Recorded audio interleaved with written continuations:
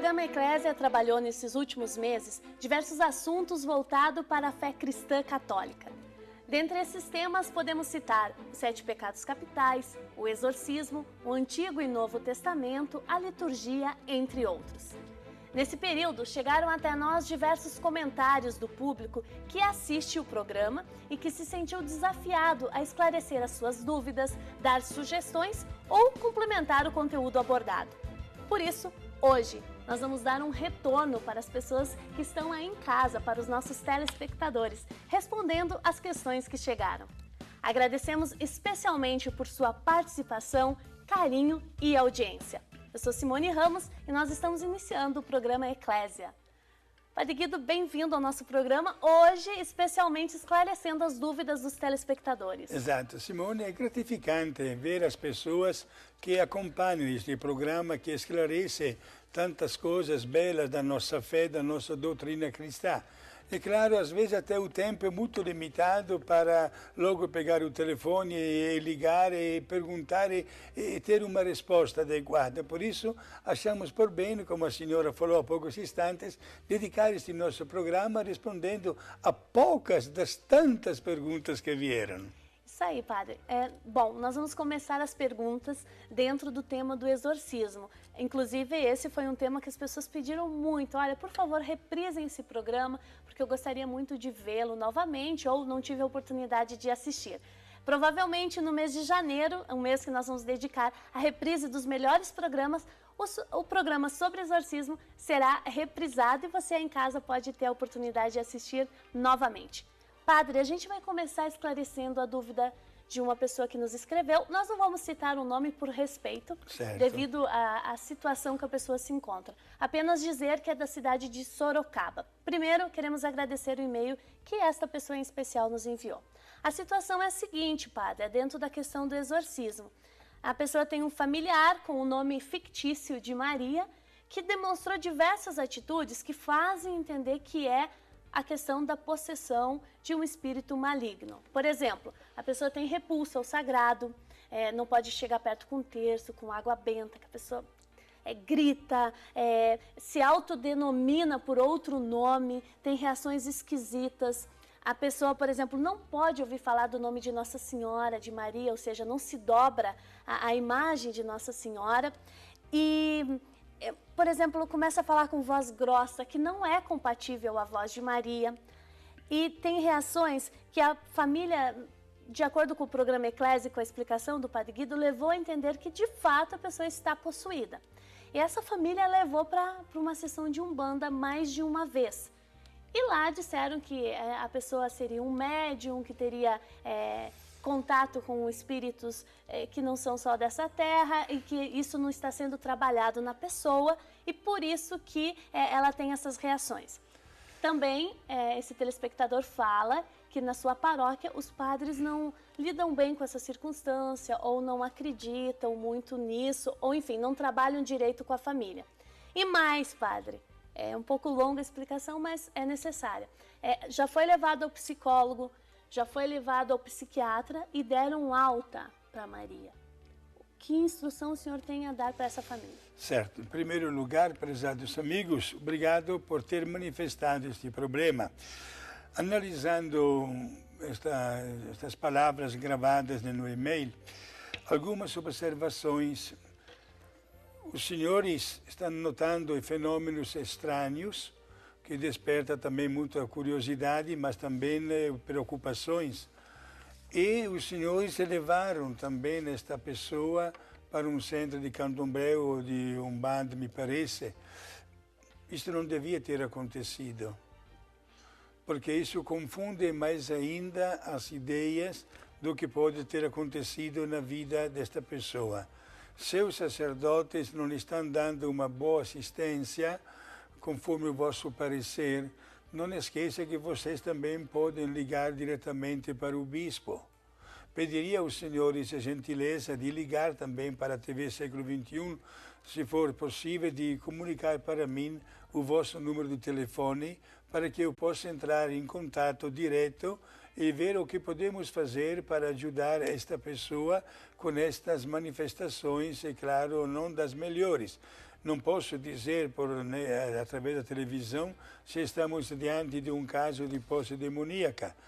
Não posso, me faltam os elementos, mas posso dizer que posso estar à vossa disposição para ver de perto e, ao mesmo tempo, averiguar a situação e comunicar, se for o caso, também para o bispo. Isto aqui sim. Muito bem, então o Padre Guido está se disponibilizando a ajudar essa família e nós agradecemos desde já, Padre.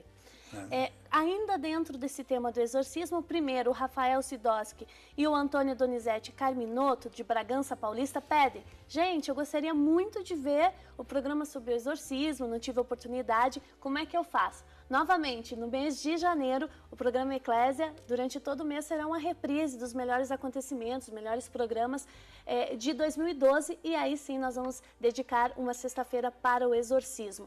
Por enquanto não, porque a gente ainda está trabalhando assuntos inéditos. Mas obrigado pelo e-mail e pela presença de vocês também no programa Eclésia. A Rosana Assunção, aqui de Campinas, Padre, aqui pertinho, falou o seguinte: estava acompanhando o programa sobre exorcismo, ela viu a reprise no sábado de manhã e ela falou que ela entende que Deus nos prova como fez a Abraão. E a tentação vem por parte do demônio com a permissão de Deus. Portanto, Deus não nos tenta, mas sim o demônio, como ocorre na passagem da vida de Jó. A provação é igual a Deus, a tentação é igual a demônio com a permissão de Deus. Ela gostaria de um esclarecimento. Exato. Cuidado com esse tipo de expressão, porque quase se coloca Deus como culpado. O demônio tem o poder como espírito. Um espírito que é revoltado contra Deus. É verdade que no livro de Jó se encontra inclusive um diálogo entre Deus e o demônio. E o demônio que diz para Deus: está vendo aquele homem aí, eu vou tentar. O Senhor diz para o demônio: te autorizo a condição de uma coisa, que não fira a alma dele. Isto é, o poder do demônio é sempre limitado. Não pode intervir na parte espiritual da pessoa. Até aquelas que são nas posses demoníacas são limitadas a um determinado tempo. Agora, a tentação é uma manifestação que Deus dá para nós para comprovar a nossa resposta de afeto. Não vamos colocar logo o demônio, porque a nossa natureza humana leva tantas vezes ao pecado, deixa até o demônio de lado. Nós queremos mostrar a nossa sensibilidade diante de Deus, mostrando também a nossa adesão da nossa vontade. Por isso, saiba também que nenhuma tentação é superior à nossa força de vontade, porque Deus sempre dá a força de dizer não diante de uma cilada do inimigo. Nesse caso, Padre, não sei se eu entendi bem, a tentação e a provação seriam sinônimos? Sim, exato. Não tem problema, pode usar as duas palavras, né? Provação ou tentação.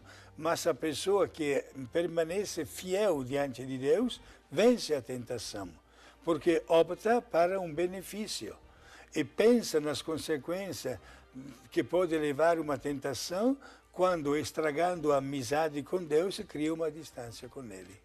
Rosana, nosso muito obrigado pelo seu e-mail, pela sua participação aqui no programa. Padre, o José Francisco Ferreira, de Belo Horizonte, Minas Gerais, olha, já temos participações de vários locais. Ele tem uma pergunta sobre a Bíblia, porque nós trabalhamos no mês de setembro a respeito do Antigo e do Novo Testamento. E ele diz o seguinte: após assistir ao nosso programa, numa oportunidade em que a gente falou sobre a autenticidade de nossa Bíblia Católica, ele atentou em verificar a que ele tem no computador dele. E ele falou o seguinte: verifiquei lá a seguinte informação: pesquisa feita em Bíblia inteira, versão revisada da tradução de João Ferreira de Almeida. Assim sendo, em vista de seus esclarecimentos na sua participação no programa, Padre, constatei que esta Bíblia não é autêntica, assim como o católico não deve usá-la. Concorda? E depois? Portanto, posso adiantar que gostaria que o senhor, por gentileza, indicasse alguma Bíblia católica que ele pudesse baixar no computador dele e que fosse narrada, que desse condição dele ouvir. Certo. A Bíblia deste autor, João Ferreira, né, é protestante. Isto é, faltam 7 livros. Pessoalmente, eu não recomendo o uso desta Bíblia Sagrada, né? A Bíblia que nós podemos usar livremente são várias. Pessoalmente, aconselho para o povo em geral a edição, de preferência, edição pastoral da Paulus, porque está escrita de uma maneira muito mais facilitada na sua compreensão, também com as anotações. Pode baixar esta Bíblia, né, no computador. Já tem versão online, deve então. ter, sim, exato, né? Aconselho esta aqui da edição pastoral da Paulus. Também outras edições da Bíblia, por exemplo, da Ave Maria, ou do Peregrino, ou de Aparecida, também são muito boas, né? A Bíblia de Jerusalém requer um conhecimento mais profundo, que do ponto de vista do povo em geral, talvez é riquíssima de conteúdo, mas acho que não seja o modelo mais indicado. Volto dizendo que, como preferência, inclusive é o texto base com o qual eu dou inúmeros cursos bíblicos usando a edição pastoral. Então, gente, para quem não assistiu o programa Eclésia, quando foi em setembro, a gente falou um pouco sobre a autenticidade da Bíblia católica, porque em muitas Bíblias que não são católicas faltam alguns livros, não é, Padre Guido? Não estão totalmente de acordo com a nossa teologia católica.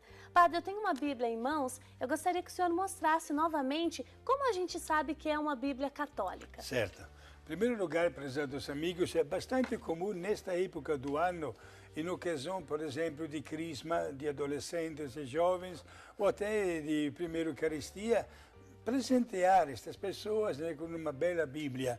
Cuidado, às vezes os preços se enganam. Para saber se a Bíblia é católica ou não, os senhores devem abrir na primeira página e encontrar, olha aqui, já encontrei pelo menos uma destas expressões. Nihil obstat, duas palavras de língua latina que significa nenhuma dificuldade e tem a assinatura de um bispo.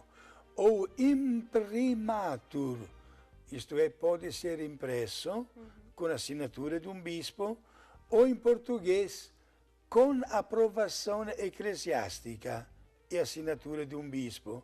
Isto é, quando tem essas 3 palavras, ou também imprimi potest, mais uma expressão latina, isto é, pode ser impresso, aí não temos nenhuma dificuldade, o produto é católico.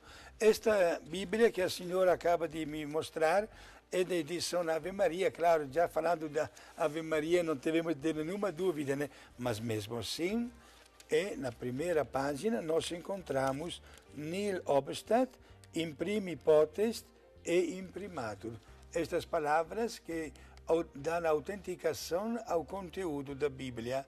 E esta regra de colocar a autorização dos bispos vale não somente pela Bíblia, mas também para qualquer livro de conteúdo de religião. Ah, quer dizer que outros documentos também vêm com essa autorização. Exato, porque a igreja cuida muito do patrimônio, digamos assim, né, da fé, que não pode ser absolutamente alterado. Muito bom, Padre Guido. Aliás, quando a gente mostrou no programa pela primeira vez, lá em setembro, foi um assunto muito interessante que ajudou a gente a identificar melhor e a compreender também como identificar a Bíblia católica, bem como compreender o porquê dessas diferenças. Certo. Padre Guido, continuando, a gente tem uma pergunta a respeito do pecado mortal. Sim. Quem enviou foi a Cristiane. A gente não tem a cidade, seria bastante interessante que nos e-mails vocês pudessem dizer para a gente o sobrenome, a cidade, fica fácil da gente localizar e também fica mais completo. E a Cristiane diz o seguinte: gostaria que o senhor me ajudasse. Hoje eu fui a uma celebração e o padre falou para o povo que quando não se vai à missa no domingo, por motivo de preguiça, é pecado mortal. Com isso eu fiquei em dúvida, padre. Não ir à missa no domingo realmente é um pecado mortal? E aí a gente complementa com uma observação nossa, padre. Não é um tanto exagerado falar isso, o padre ter dito isso diante de tantas outras situações, violências, desrespeito humanos que seriam um pecado mortal? Como é que ele pode dizer isso? Esse tipo de comentário ajuda? vamos respeitar a pergunta que esta pessoa fez.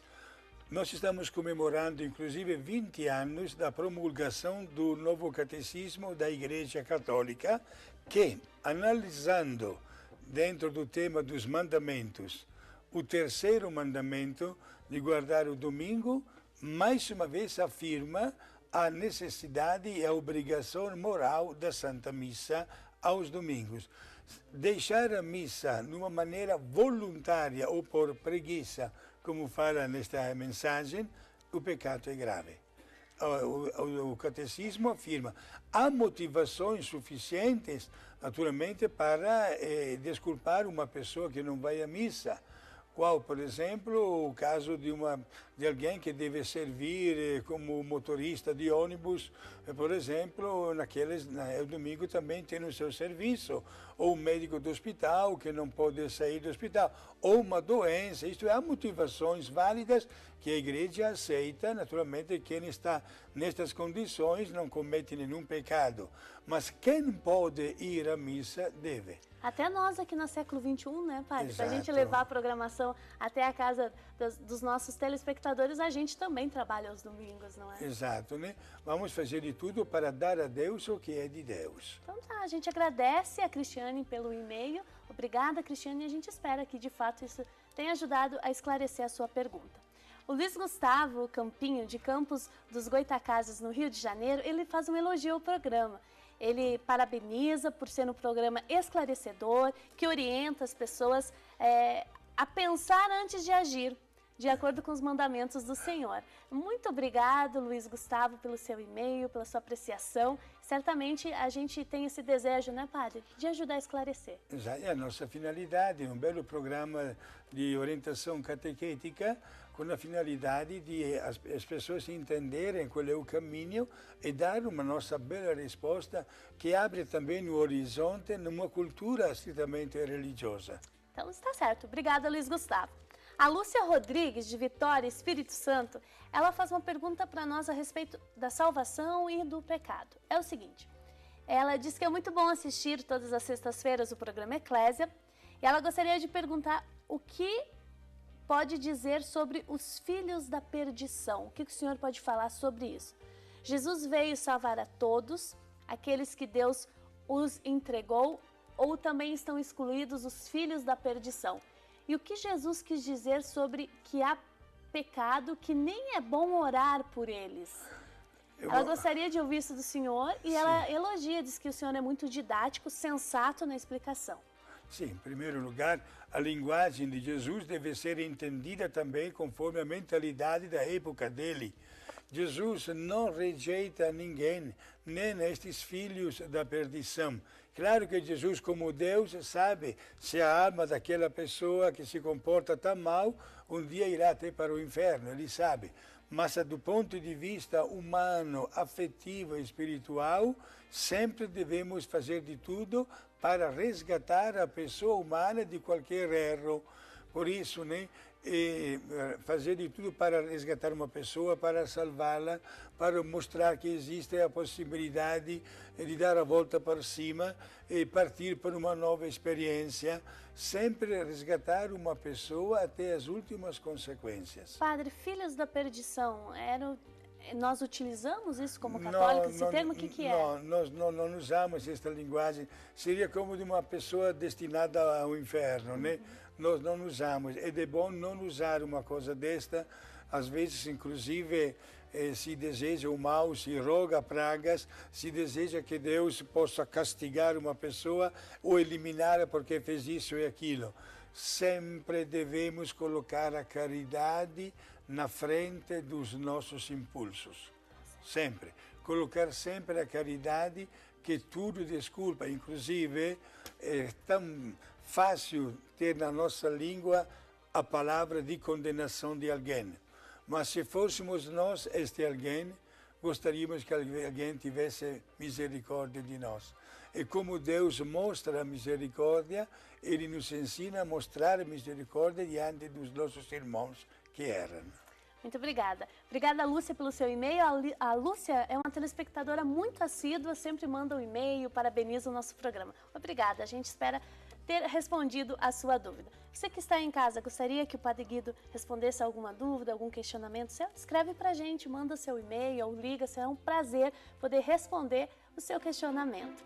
No próximo bloco a gente volta com perguntas de outras pessoas que o Padre Guido vai estar aqui pronto para respondê-las. Até mais!